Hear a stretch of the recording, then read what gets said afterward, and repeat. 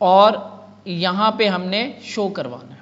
ठीक है, हमारे पास अब कौन कौन से, सबसे पहले तो हम इस टेबल को सेट कर लें। तो हमने क्या क्या डाटा शो करवाना है, यहाँ पे इंडेक्स पे आ गया मैं, यहाँ पे आईडी तो ठीक है, ये रोल नंबर नहीं है, यहाँ पे हम कर देंगे नेम, दूसरे नंबर पे हम दिखाएंगे नेम उसका, और उसके बाद एज, सारा डाटा यहीं दिखा देते हैं हम, एज। ठीक है, उसके बाद सिटी, और उसके बाद हम दिखाएंगे कोर्स आईडी, नहीं दिखाएंगे अब, यहाँ पे हम कोर्स दिखाएंगे प्रॉपर। तो मैं यहाँ पे लिख रहा हूँ अभी कोर्स, अभी हम सिंपल दिखा लें, फिर मैं क्यूरी को चेंज कर दूंगा। ये बूटस्ट्रैप का है, कुछ लगाना चाहो तो लगा लो, कुछ भी नहीं। इसके बाद एक कॉलम है एक्शंस का। ठीक है, COURS, कोर्स के किस कोर्स में इसका एडमिशन है। ठीक है, ये हमारा बनेगा। आईडी, हमारी वो जो आईडी आ रही होगी, नेम के नीचे हम नेम दिखाएंगे, एज के नीचे उसकी एज दिखाएंगे, सिटी के अंदर सिटी, कोर्स के अंदर कोर्स, और एक ये कॉलम बनाया एक्स्ट्रा एडिट और डिलीट का।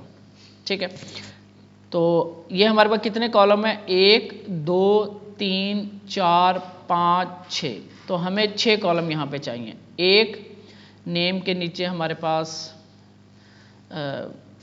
कंट्रोल जी, ये पहले को इसने TH क्यों किया हुआ है, बस TT ही रहने देते हैं।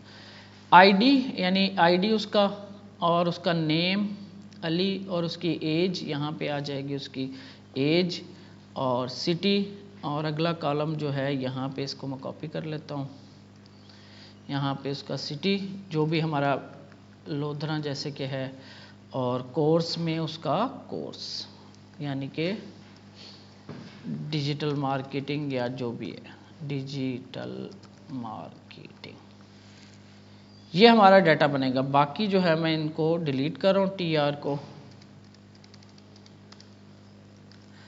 तो ये मैंने एक रो यहाँ पे रख ली।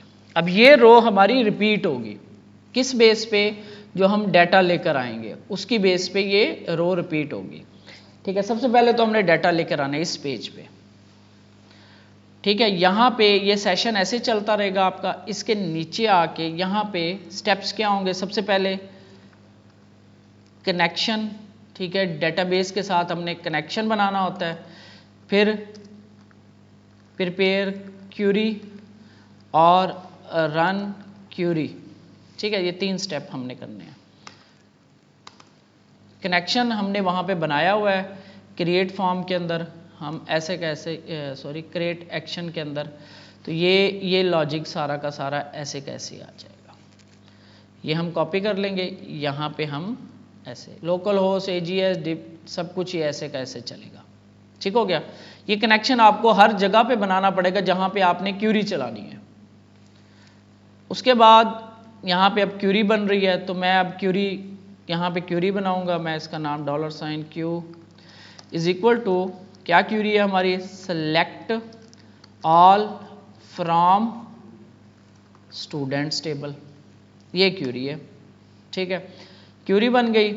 इसके बाद क्यूरी को हमने फिर रन करना है, यानी ये रन क्यूरी एक ही में बना रहा हूँ, तो यहाँ पे ये क्यूरी रन होगी। ठीक है, ये आप डॉक्यूमेंटेशन से भी हेल्प ले सकते हो। यहाँ पे ये क्यूरी बन रही है, उसके बाद ये आपका रिजल्ट आ रहा है। ठीक है, इस लाइन को मैं कॉपी करता हूँ, तो ये क्रिएट फॉर्म बंद कर रहा हूँ मैं। इसके बाद ये क्यूरी आपकी रन हो रही है, क्यूरी रन होगी। ठीक हो गया, किसकी बेस पे, ये कनेक्शन पास करेंगे और ये क्यूरी पास करेंगे, ये वाली क्यूरी। ठीक है, ये क्यूरी इसको पास कर देंगे, तो यहाँ पे हमारे पास रिजल्ट आ जाएंगे सारा। ये क्यूरी जो चलेगी, क्या चलेगी, ये क्यूरी चलेगी, क्या लेकर आएगी, सारे स्टूडेंट का डाटा लेकर आ जाएगी। ठीक है, तो ये क्यूरी हम रन करेंगे इस तरह। MySQL आई क्यूरी का फंक्शन होता है, उसके अंदर कनेक्शन पास करना होता है, ये जो हमने बनाया, और आगे वो क्यूरी पास करनी होती है जो हम चलाना चाह रहे हैं। ठीक हो गया, ये आपके पास रन हो जाएगी क्यूरी। इसके बाद हमने अब इसका रिजल्ट देखना है, तो पहले मैं यहीं पे आपको रिजल्ट प्रिंट करा के दिखा देता हूँ। तो ये रिजल्ट, इसको हम करते हैं data is equal to MySQL fetch, MySQL _fetch all, और इसमें मैं $रिजल्ट पास करते हैं। तो एको, ये जैसे मैं आपको दिखा रहा हूं कि इसमें क्या आया है, ये प्री का टैग हम लगाते हैं ताकि, क्योंकि अरे आएगी, अरे जो होती है उसको प्रिंट कराने के लिए प्रिंट आर और डाटा का फंक्शन ऐसे। तो हम देखते हैं कि हमारे पास क्या आया है। यहाँ पे हम रिफ्रेश करते हैं तो ये देखो आपके पास फर्स्ट यूज़र आ गया, अरे के अंदर एक और अरे, ये मेन अरे है और उसके अंदर एक और अरे, फिर दूसरी अरे, फिर तीसरी अरे। ये कौन सा है? वो मल्टी डायमेंशनल अरे, अरे के अंदर अरे। तो ये आपके पास सारा रिजल्ट आ रहा है, सारे स्टूडेंट का डाटा यहाँ पे आ रहा है, ठीक है। तो ये हमारी क्यूरी जो है ना बिल्कुल सही चल गई। मैं इस लाइन को कमेंट करता हूँ, हमें यहाँ पे ये नहीं चाहिए। और ये भी, ये जस्ट है डाटा कलेक्ट करने के लिए, ऐसे डाटा नहीं हम कलेक्ट करते। ये होता है जब मुझे एज ए होल डाटा चाहिए होगा, ठीक है, ये वाला फंक्शन यूज़ करते हैं। तो ये जस्ट आपको दिखाने के लिए कि रिजल्ट हमारा कुछ ऐसे नज़र आ रहा होगा। अब हम क्या करेंगे, इसके ऊपर लगाएंगे लूप, एक एक रिजल्ट प्रिंट करवाते रहेंगे करवाते रहेंगे करवाते रहेंगे। उसका तरीक़ेकार क्या होता है, यहाँ पे ये देखो हम कुछ ऐसे करते हैं।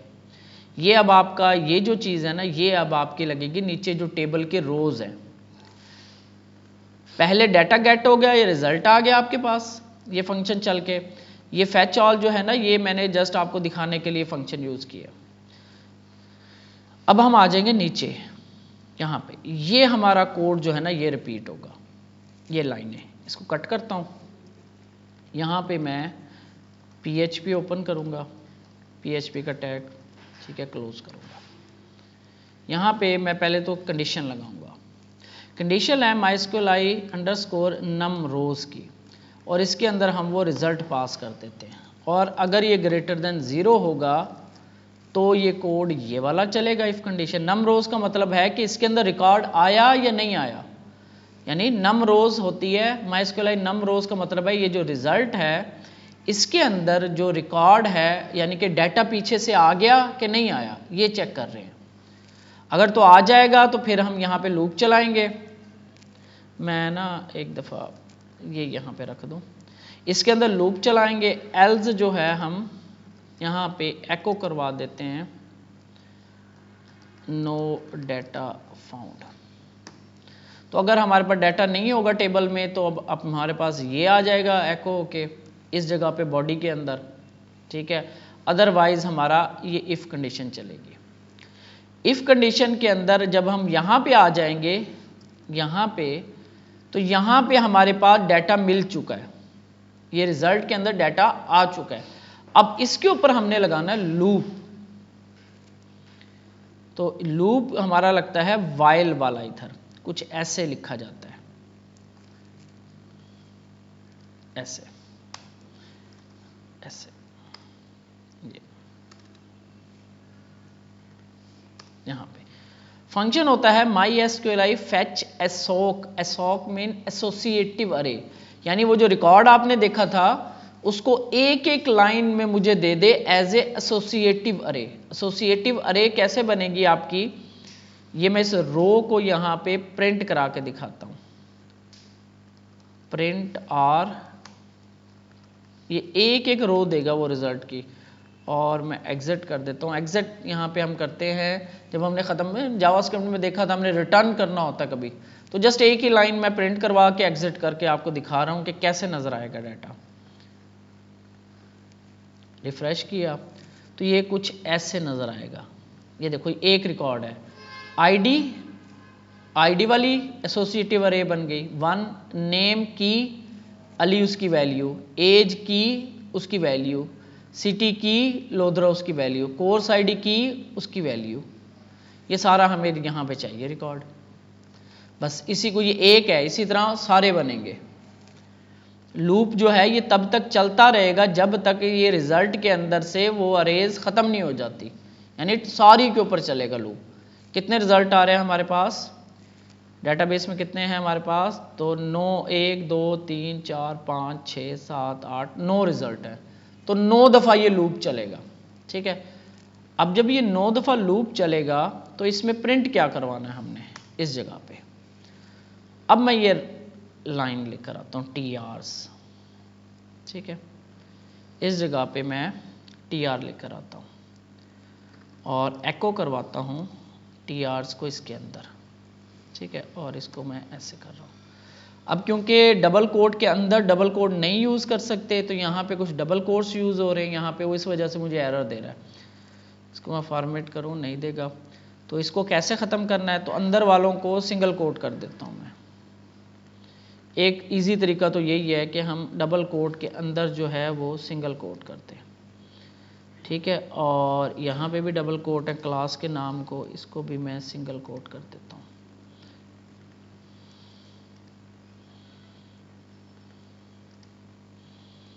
ठीक है, आपके एरर देखो ख़त्म हो गए। ये वो आपकी TR प्रिंट हो रही है।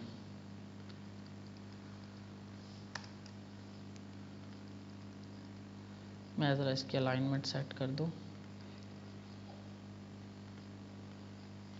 कब बंद की थी?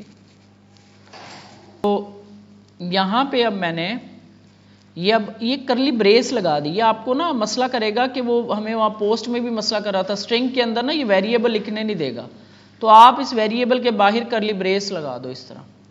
सेम इसी तरह मुझे यहाँ पे नेम की वैल्यू चाहिए, तो करली ब्रेस $, रो, और इसके अंदर सिंगल कोट, और इसके अंदर नेम।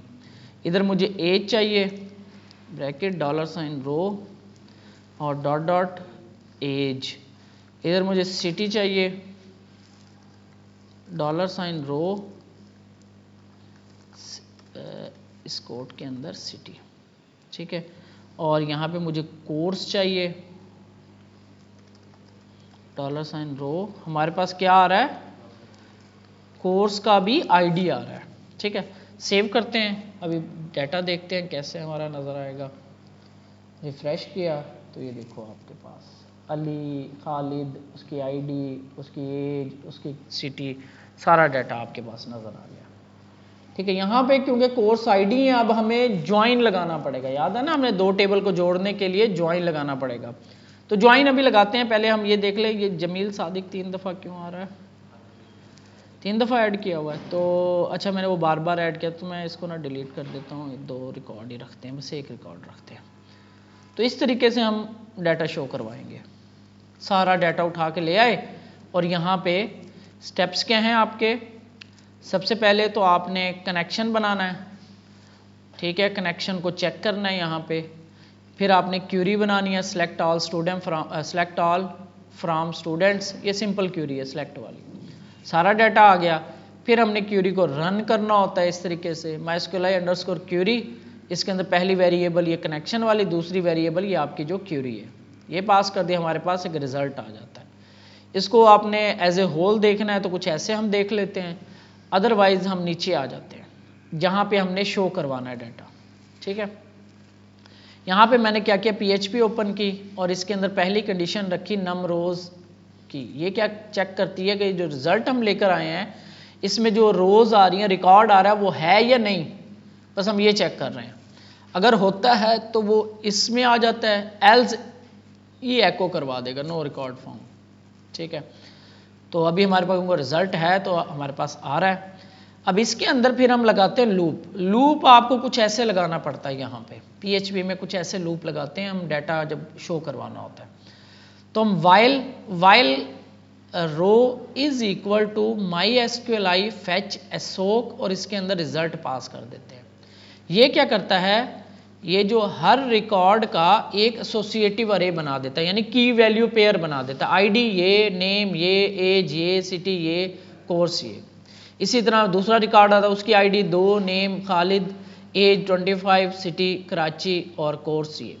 इस तरह ये लूप चलता रहता है, चलता रहता है। कब तक चलता रहेगा, जितने इसमें रिकॉर्ड होंगे, जितने आपके पीछे से रिकॉर्ड लेकर आए हो आप, तो ये लूप तब तक चलता रहता है। और उस लूप के अंदर हम एको करवा रहे हैं TR को। TR रिपीट होनी है ना, हमारी रो टेबल की जो TR है वो हमारी रिपीट होनी है, उसको हम रिपीट करवा रहे हैं, एको करवा रहे हैं डबल कोट्स के अंदर, और उनके अंदर हर अकॉर्डिंग टू हमारे जो कॉलम्स हैं उसके अकॉर्डिंग हम उसकी वैल्यू शो करवाते जाए। इसमें हमें एक रिकॉर्ड मिल रहा है, ठीक है, तो हम उसको ID यहाँ पे शो करवाना है, नेम इधर करवाना है, एज इधर करवाना है, तो पहला प्रिंट कर देता है वो रिकॉर्ड, और ये कुछ एक एक्शंस का मैंने एक एक्स्ट्रा कॉलम रखा है, उसको आगे देखेंगे। तो वो कुछ रो प्रिंट करवा देता है और फिर जब ये रो का पहली रो का रिकॉर्ड प्रिंट हो जाता है फिर अगली रो पे चला जाता है, फिर उसकी रो का रिकॉर्ड प्रिंट कराता है, फिर अगली रो पे, फिर अगली रो पे, फिर अगली रो पे। जब रिकॉर्ड पीछे से ख़त्म हो जाता है तो फिर ये ख़त्म हो जाता है लूप। बस इतना सा काम हो रहा है। इसके बाद हमारे पास जस्ट यहाँ पे कोर्स का वो नेम्स शो करवाने हैं हमने, उसके लिए हमें ज़ाहिर है थोड़ी सी क्यूरी हमें चेंज करनी पड़ेगी, ये वाली ज्वाइन लगाना पड़ेगा। तो इस क्यूरी को ना पहले मैं ले जाता हूँ इधर और यहाँ पे जाके क्यूरी को पहले सेट कर लेता हूँ। पहले हम क्यूरी को ना देख लेते हैं कि क्यूरी हमने कौन सी लगानी है। ठीक है, तो ये हमारे पास तो आ रहा है जस्ट स्टूडेंट का डेटा। अब मुझे क्या करना है, इसके साथ कोर्सेज अटैच करने हैं। तो मुझे क्या करना पड़ेगा, स्टूडेंट्स सारे चाहिए मुझे। ठीक है, स्टूडेंट सारे, क्योंकि ये टेबल जो है ना ये रिकॉर्ड सारे स्टूडेंट दिखाएगा।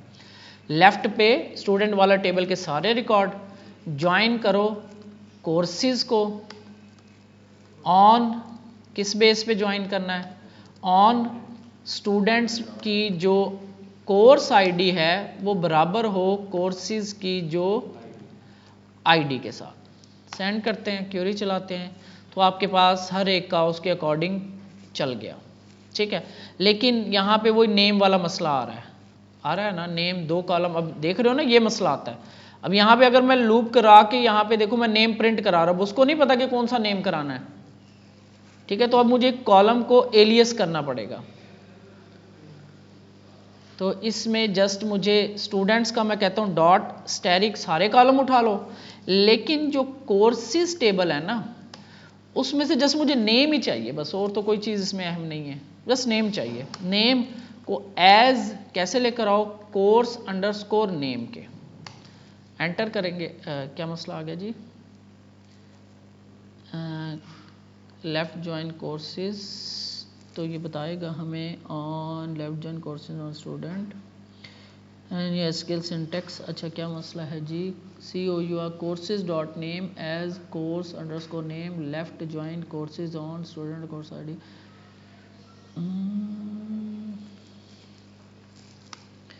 क्या इशू है, सेलेक्ट ऑल फ्रॉम स्टूडेंट्स, हाँ ये गलत जगह पे लिख रहे हैं। ये जो है ये हमारा इस टैरिक की जगह आएगा। ठीक है, यहाँ पे और ये हमारा यहाँ सेलेक्ट के बाद आएगा ना कॉलम, यहाँ पे गेट करें तो सेलेक्ट स्टूडेंट्स के ऑल कॉलम्स। ठीक है, कोर्सेज वाले टेबल में से जस्ट नेम उठाओ और उसको एज ए कोर्स नेम उस कॉलम का नाम रख दो। फ्रॉम आएगा स्टूडेंट्स और लेफ्ट पे ज्वाइन करो, आप लेफ्ट पे इसको रखो और राइट पे ज्वाइन कर दो कोर्सेज के on the behalf of this. ठीक है, सेंड करते हैं तो देखो स्टूडेंट वाले सारे रिकॉर्ड आ गए, लेकिन कोर्स नेम में कोर्सेज में से सिर्फ कोर्स का जो नाम था वो आया और उसको भी हमने एलियस बना लिया। लेकिन यहाँ पे जो कोर्स नेम, क्योंकि ये स्टूडेंट जो है सबा, इसका कोई कोर्स नहीं है तो ये नल आ रहा है। तो इसको भी देखेंगे हम कैसे होता है। तो अभी ये क्यूरी जो है ना मेरी ये सही है। इस तरीके से हम पहले क्यूरी देख लेते हैं कैसे काम कर रही है। तो इस क्यूरी को मैं यहाँ से कॉपी कर लेता हूँ, ये अब मेरे रिजल्ट मुताबिक आ रहा है मेरे। तो इस क्यूरी को जस्ट मैंने यहाँ पे सिलेक्ट की जगह रिप्लेस कर दूंगा। ठीक है, तो ये क्वेश्चन आगे एंड पे ना भी लगाओ तो कोई मसला नहीं है। तो अब यहाँ पे स्टूडेंट्स के सारे कॉलम आ रहे हैं तो मेरे पास कोई मसला नहीं आएगा। यहाँ पे अब एक एक्स्ट्रा कॉलम आ गया कोर्स आईडी की जगह, कौन सा, कोर्स नेम।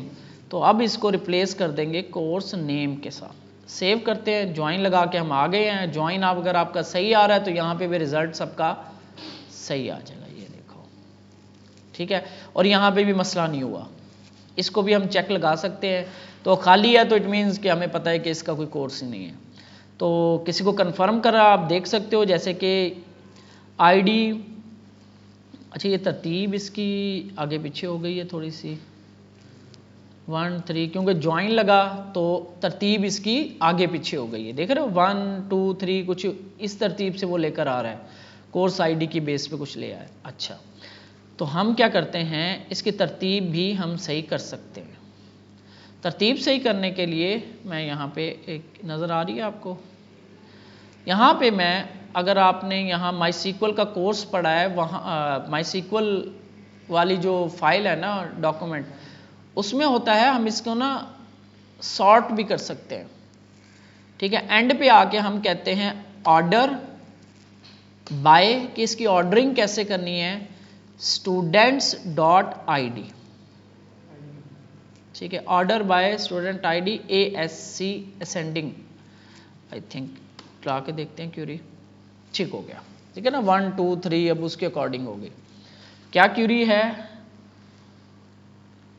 एंड पे लिखते हैं हम ये ऑर्डरिंग, क्योंकि पहले डाटा कलेक्ट हो जाता है फिर उसके बाद ऑर्डर करते हैं। हमने कहा कि ऑर्डर बाय, किसकी ऑर्डर सेट करो, किसकी, स्टूडेंट्स आईडी की बेस पे। कैसे करनी है, असेंडिंग होता है 1 2 3, डिसेंडिंग होता है, अगर मैं ऐसे कर दूं DESC रन करता हूं तो ये 9 6 5 बड़े से छोटे की तरफ चला गया इस आईडी की बेस पे। डिलीट नहीं कर दिया रिकॉर्ड, सोया तो नहीं पड़ा था, यहाँ पे 2 रिकॉर्ड डिलीट नहीं किए थे जमील सादिक के।